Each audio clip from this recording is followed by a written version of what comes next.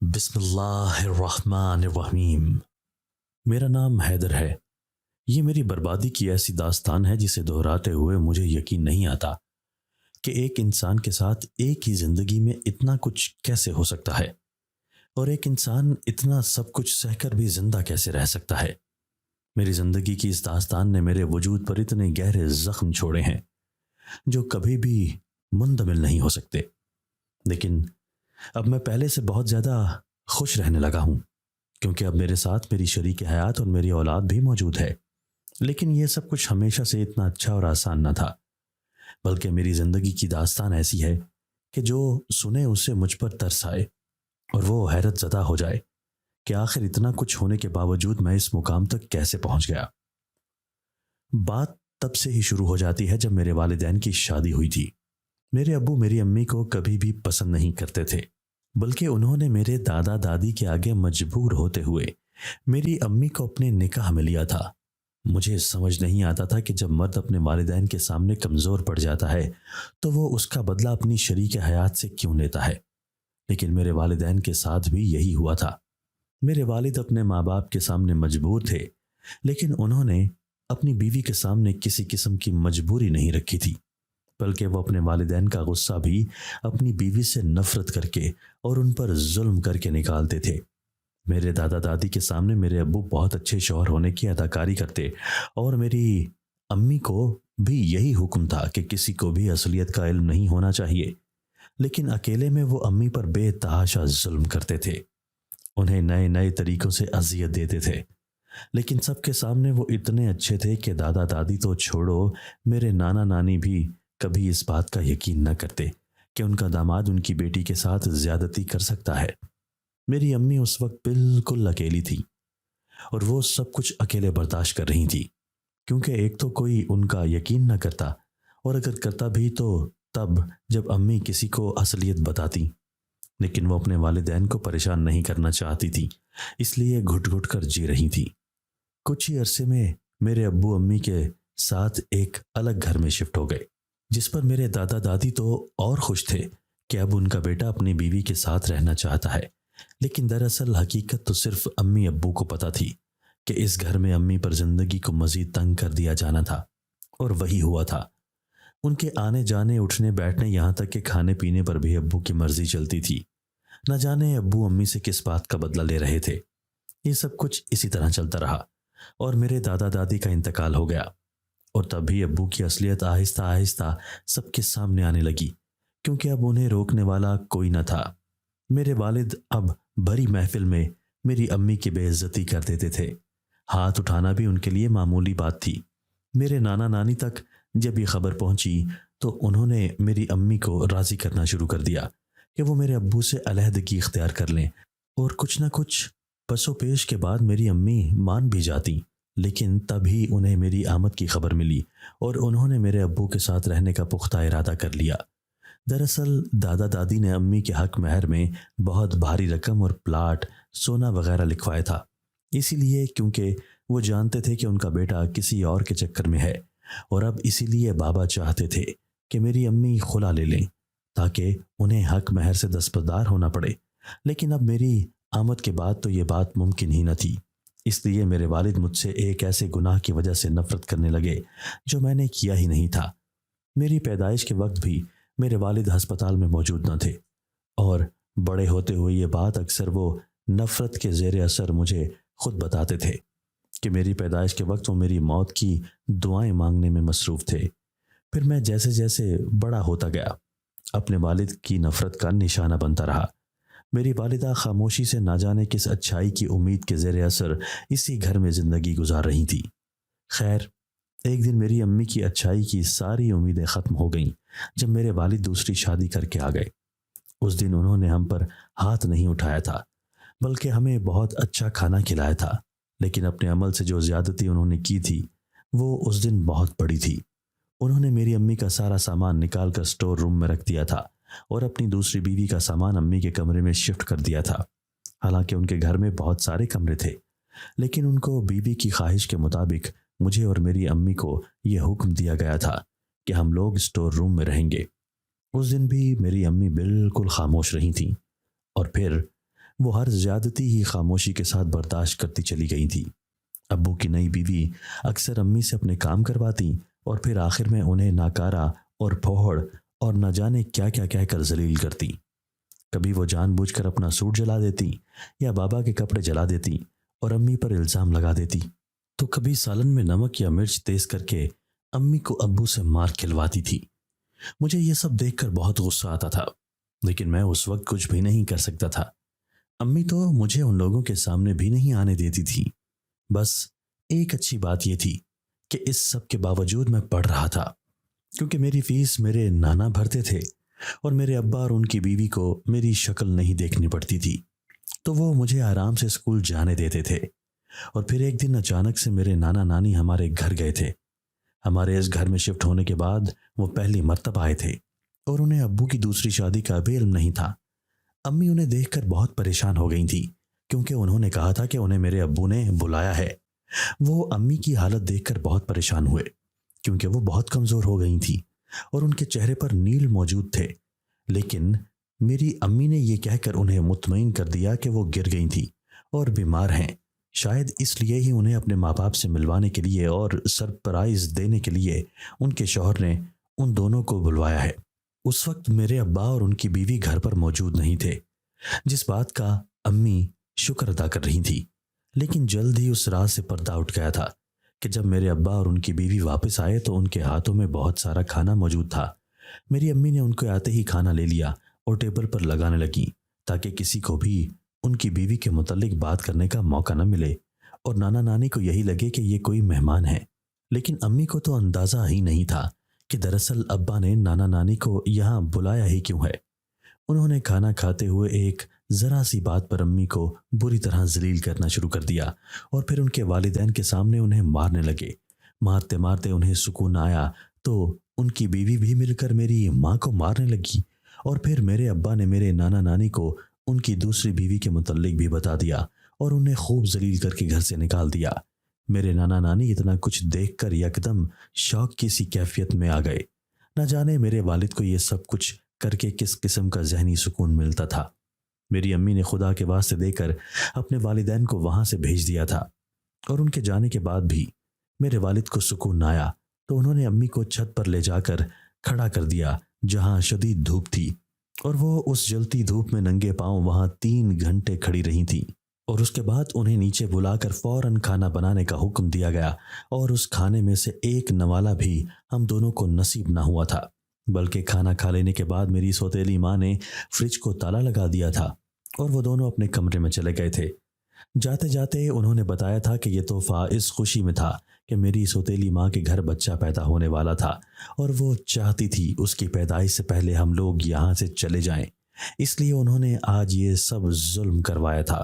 یہ سن کر میری امی چپ چاپ اسٹور روم کی جانب بڑھ گئی، اور پھر وہ ہوا جو میرے ابا چاہتے تھے اور میں تصور بھی نہیں کر سکتا تھا۔ میری امی نے ابو کے ظلم کے آگے ہار مانتے ہوئے موت کو گلے لگا لیا تھا۔ اس دن وہ اتنی نا امید ہو کر سوئی تھی کہ اگلی صبح دیکھنا انہیں نصیب ہی نہیں ہوا تھا۔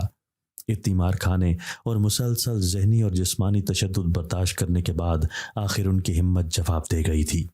مجھے یاد ہے اس دن میری سوتیلی ماں اسٹور روم میں آ کر ماں کو مارنے والی تھی کہ اب تک ناشتہ کیوں نہیں بنا ہے۔ جب انہوں نے دیکھا کہ میری ماں مر چکی ہے تو وہ ہنسنے لگی، اور ان کی آواز سن کر ہی میں اٹھا تھا اور اپنی ماں کی موت پر اپنے باپ اور ان کی بیوی کو خوشی مناتے دیکھ رہا تھا۔ پھر انہوں نے عیدی والوں کو کال کر کے بلایا تھا کہ اس لاش کو دفنا دیں۔ انہوں نے میرے نانا نانی کو بتانے کی توفیق بھی نہیں کی تھی۔ میں نے عیدی والوں کو بول کر اپنے نانا نانی کو اطلاع دی تھی۔ جب مجھے پتہ چلا کہ میری نانی بھی کل سے طبیعت خراب ہو جانے کی وجہ سے ہسپتال میں موجود ہیں، میں اپنے نانا کے پاس چلا گیا تھا، جہاں ہم دونوں بیٹھ کر خوب روئے تھے۔ میری نانی بھی کچھ دن ہسپتال میں رہ کر مر گئی تھیں، اور انہیں ان کی بیٹی کی موت کی خبر تک نہ تھی۔ میں کچھ عرصہ تو نانا کے ساتھ رہا، اور پھر میرے ابو مجھے زبردستی واپس لے گئے۔ تب تک میرا کالج میں داخلہ ہو چکا تھا، اور اب میں خود کما کر اپنی پڑھائی کا خرچہ اٹھا رہا تھا، اور اپنے گھر صرف سونے کے لیے ہی جاتا تھا۔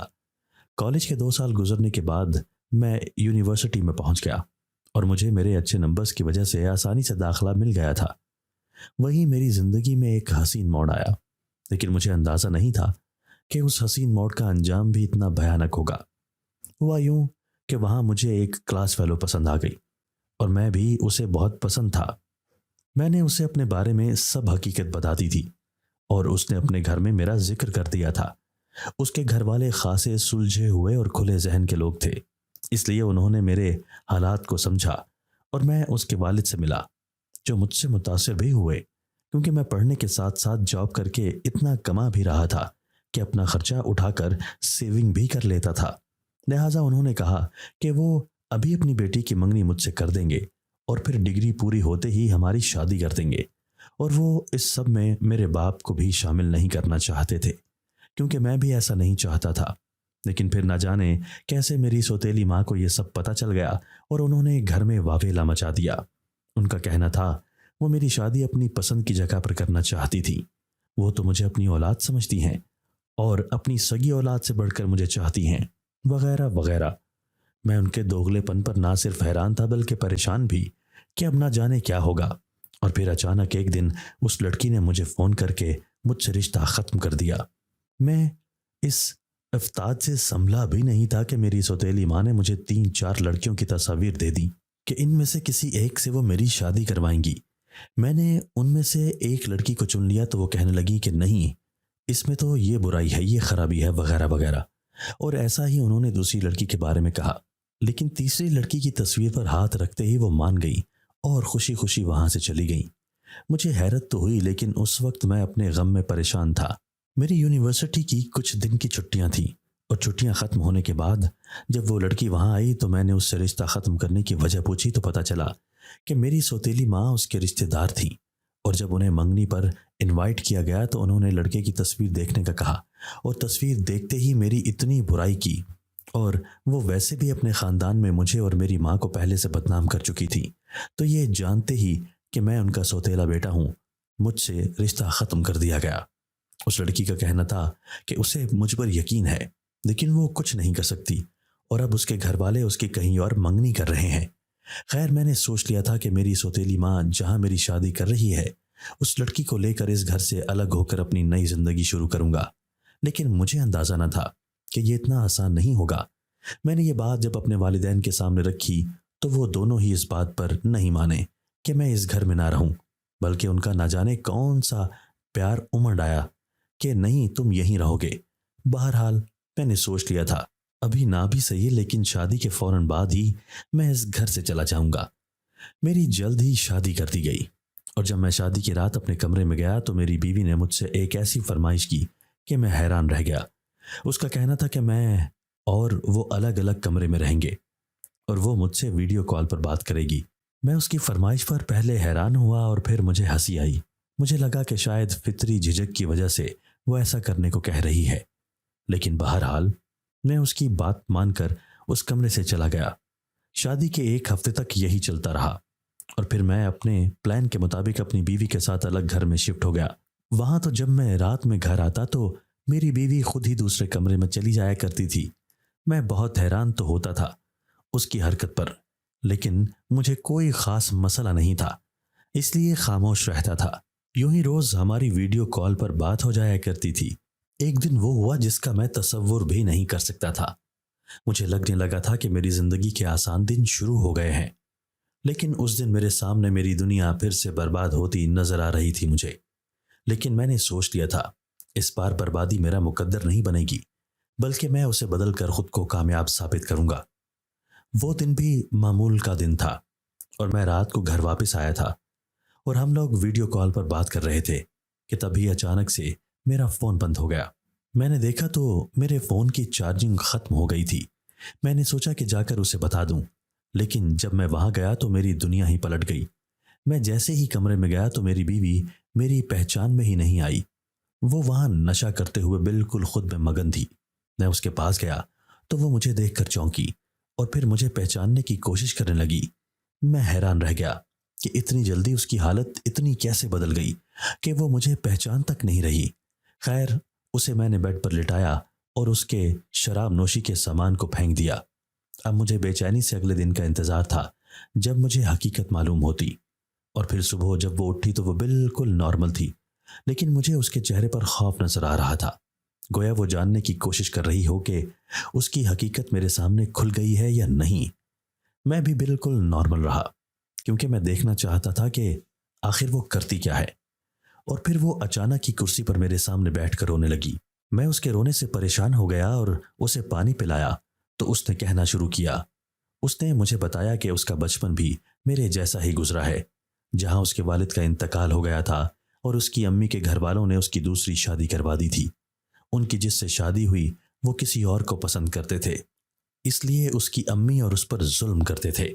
اس نے مجھے مزید بتایا کہ وہ اس کی امی پر اتنا ظلم کرتے تھے کہ ایک دن مارتے مارتے انہوں نے اس کی امی کی جان ہی لے لی۔ یہ کہتے ہی وہ ہچکیوں سے رونے لگ گئی۔ مزید اس نے بتایا کہ اس کی امی کی موت کے بعد ایک خاتون ان کے گھر آنے لگی جسے اس کا سوتیلا باپ پسند کرتا تھا، اور وہ میری بیوی کو زبردستی بیچنے لگے۔ میری بیوی کے ننیال یا ددیال والے ویسے بھی اسے اپنے پاس نہیں رکھنا چاہتے تھے، لہٰذا ان لوگوں کا کام آسان ہو گیا۔ میری بیوی کے نام اس کے اصل باپ کی بہت سی جائیداد بھی موجود تھی، لہٰذا اس کا سوتیلا باپ اسے اپنے ساتھ رکھے ہوئے تھا۔ اب وہ دونوں میری بیوی کو مہنگے داموں الگ الگ لوگوں کو بیچنے لگے، اور یوں اس کی نہ صرف عزت لوٹ لی گئی بلکہ اسے ایڈز جیسی بیماری بھی ہو گئی۔ یہ سن کر مجھ پر سکتہ طاری ہو گیا۔ میری بیوی روتے ہوئے مزید بتا رہی تھی کہ جب اس کو یہ بیماری ہوئی اور یہ خبر گاہکوں میں پھیلنے لگی تو اس کی قیمت کم ہو گئی، اور پھر اس کے سوتیلے باپ کی محبوبہ نے ایک چال چلی اور اس کی شادی مجھ سے کروا دی۔ یہ کہتے ہی وہ رونے لگی اور میں سوچنے لگی کہ مجھ سے شادی کروانے کے پیچھے کیا راز ہے، لیکن آخر وہ راز بھی جلد ہی کھل گیا جب پتہ چلا کہ وہ محبوبہ کوئی اور نہیں بلکہ میری سوتیلی ماں تھی۔ مجھ سے شادی کروانے کا مقصد یہ تھا کہ یہ بیماری مجھ میں بھی منتقل ہو جائے، اور پھر ہم دونوں کی موت کے بعد میری بیوی کی جائیداد اس کے سوتیلے باپ اور میری جائیداد میری سوتیلی ماں کو مل جائے۔ ان کا مزید پلان یہ تھا کہ میرے والد کو بھی وہ مار دیتے اور پھر دونوں امیر ہو جانے کے بعد ایک ساتھ رہتے۔ یہ سب سن کر میرا دماغ سائیں سائیں کرنے لگا۔ پیسوں کے لیے کوئی کتنا کچھ کر سکتا ہے، مجھے سمجھ نہیں آ رہا تھا کہ میں کیا کروں۔ مزید میری بیوی نے مجھے بتایا کہ اسی سب حالات کی وجہ سے وہ شراب نوشی کی عادی ہو گئی تھی، لیکن جب اس کی مجھ سے شادی کی بات شروع ہوئی اس نے اپنا علاج کروانا چاہا، لیکن وہ کامیاب نہیں ہو پائی اور بار بار نشہ کرنے لگی۔ میں نے سوچ لیا تھا کہ میں اپنی بیوی کا ساتھ دے کر اس کا علاج کرواؤں گا اور ایک بہترین زندگی اس کے ساتھ گزاروں گا۔ میں اسی دن اسے ایک اچھے ہسپتال لے گیا جہاں اس کا علاج شروع ہوا، اور 1 سال کے عرصے میں وہ مکمل طور پر صحت یاب ہو گئی تھی۔ میں ہر وقت اس کے ساتھ رہتا، جاب سے واپس آ کر اس کا خاص خیال رکھتا تاکہ اسے اپنی عادت کو چھوڑنے میں کسی قسم کی مشکلات کا سامنا کرتے اس بات کا احساس نہ ہو کہ وہ اکیلی ہے جو اس لڑائی کو لڑ رہی ہے، بلکہ میں اسے یہ احساس دلانا چاہتا تھا کہ اس کے ساتھ میں ہمیشہ موجود رہوں گا چاہے کچھ بھی ہو جائے، اور میں اپنے باپ یا اس کے سوتیلے باپ جیسا نہیں بنوں گا، اور نہ ہی اپنی یا اس کے ماضی کی دردناک کہانی کو بار بار دہراؤں گا، بلکہ ہم لوگ ایک خوشگوار کہانی کو لکھیں گے جہاں ہم بہت خوش رہیں گے۔ 1 سال کے عرصے میں کافی مشکلات کے بعد آخرکار میری بیوی مکمل طور پر صحت یاب ہو گئی تھی۔ اب ہم دونوں نے سوچ لیا تھا کہ جا کر اپنے مجرموں سے بدلہ لیا جائے، لیکن جب ہم وہاں پہنچے تو میری حیرت کی انتہا نہ رہی کہ ہمارے رب نے اتنا بہترین انصاف پہلے ہی کر دیا تھا کہ ہمیں کچھ کرنے کی ضرورت ہی نہیں پڑی۔ بے شک وہ بہترین انصاف کرنے والا ہے۔ میری سوتیلی ماں دراصل اپنے محبوب کے ساتھ جنسی تعلق قائم کیے ہوئے تھی، اور میری بیوی کا سوتیلا باپ کئی عورتوں کے ساتھ زنا جیسا عمل کر چکا تھا، جس کی وجہ سے ان دونوں کو ایڈز ہو گیا تھا، اور ڈاکٹرز کا کہنا تھا کہ عمر کے اس حصے میں اس بیماری کا علاج ممکن نہیں ہے۔ میرے باپ کو جب یہ خبر ملی تو انہوں نے میری سوتیلی ماں کو طلاق دے دی تھی اور انہیں گھر سے نکال دیا۔ میرے والد کی سزا یہ تھی کہ ان کی ساری اولادیں نہ صرف انہیں چھوڑ کر جا چکی تھیں بلکہ ان سے نفرت بھی کرتی تھیں، اور اس عمر میں وہ اکیلے رہنے پر مجبور تھے، اور اپنی ماضی کی زیادتیوں کو یاد کر کے وہ اتنے پریشان رہتے تھے کہ انہیں دل کا دورہ پڑ گیا تھا اور اس کے بعد انہیں فالج ہو گیا تھا۔ لہٰذا اب وہ ایک اولڈ ایج ہوم میں رہتے تھے۔ جنہیں پیسے چاہیے تھے اب وہ معافی مانگتے تھے، کیونکہ پیسے خرچ کرنے کو نہ عمر بچی تھی نہ صحت۔ ہم لوگ جب ان تینوں سے ملے تو وہ ہم سے معافی مانگنے لگے، کیونکہ وہ جن لوگوں کے مجرم تھے ان میں سے اب صرف ہم ہی زندہ تھے۔ میرا انہیں معاف کرنے کا کوئی ارادہ نہ تھا، لیکن میری بیوی نے اعلیٰ ظرفی دکھاتے ہوئے انہیں معاف کر دیا اور ہم لوگ وہاں سے واپس آ گئے۔ پھر ہم دونوں اس تکلیف دہ جگہ کو چھوڑ کر اس ملک سے ہی چلے گئے اور باہر ملک میں ہم نے اپنی نئی زندگی کا آغاز کیا، جہاں اب ہماری 2 بیٹیاں اور ایک بیٹا ہے، اور ہم لوگ بہت خوش اور مطمئن ہیں، اور سال میں ایک بار جا کر اپنے والدین کی قبر پر فاتحہ پڑھ آتے ہیں، کیونکہ اب ہمارا وہاں کوئی نہیں رہا، بلکہ اب ہماری پوری دنیا ہمارے بچے ہی ہیں، جو جوان ہو جانے کے باوجود ہم لوگوں کے تابع دار رہتے ہیں اور ہمیں اپنی کسی نیکی کے صلے سے کم نہیں لگتے۔ دوستو، اگر آپ کو آج کی ہماری یہ ویڈیو پسند آئی ہے تو اسے لائک کیجئے اور اسے اپنے پیاروں کے ساتھ شیئر ضرور کیجئے گا، اور ہاں، اگر آپ نے ابھی تک ہمارا چینل سبسکرائب نہیں کیا تو ہمارا چینل سبسکرائب کر دیجئے اور بیل آئیکن بھی پریس کر دیجئے تاکہ ہماری ہر نئی آنے والی ویڈیو آپ کو بر وقت مل سکے۔ اللہ حافظ۔